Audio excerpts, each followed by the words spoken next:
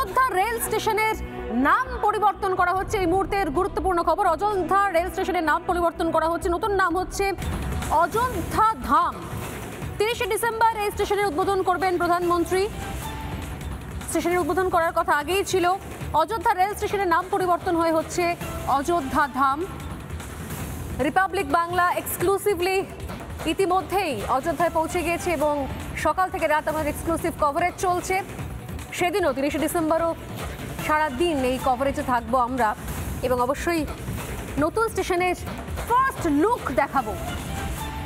আমি আবারও আসছি, আমাদের সঙ্গে রয়েছেন, আমি শুরুতেই বলছিলাম যে সঞ্জয় শাস্ত্রী মহারাজ আমার সঙ্গে রয়েছেন। এই রাজনৈতিক কাদা ছোড়াছড়ির মধ্যে আপনাকে টানতে চাইছিলাম না, কিন্তু এই মুহূর্তে খুব প্রাসঙ্গিক, যেটা মানুষও জানতে চাইছে।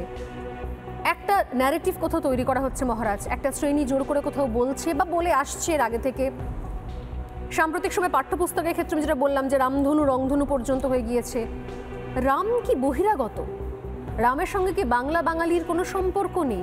এবং রাম যেটাকে বলা হচ্ছে এখন পুরোপুরি ধর্মের মোড়কে তাকে দেখা হচ্ছে, সমস্ত ধর্মবর্ণের ঊর্ধ্বে, জাতপাতের ঊর্ধ্বে যে চেহারাকে আমরা দেখেছি, যে রাজার চেহারা দেখেছি, তার সঙ্গে কি সমস্ত ভারতের কোনো কানেকশন নেই? এটা শুধুমাত্র নির্দিষ্ট একটা ধর্মের একটা রাজনীতির রঙে রাঙানো যায় কি? আপনার বিশ্লেষণ মহারাজ। প্রথমেই বলি, মর্যাদা পুরুষোত্তম ভগবান রামচন্দ্র বহিরাগত, এটা যারা বলেন আমার মনে হয় তাদের সনাতন ভাবনা বা সনাতন শাস্ত্র সম্পর্কে সঠিক বোধগম্যতার অভাব আছে।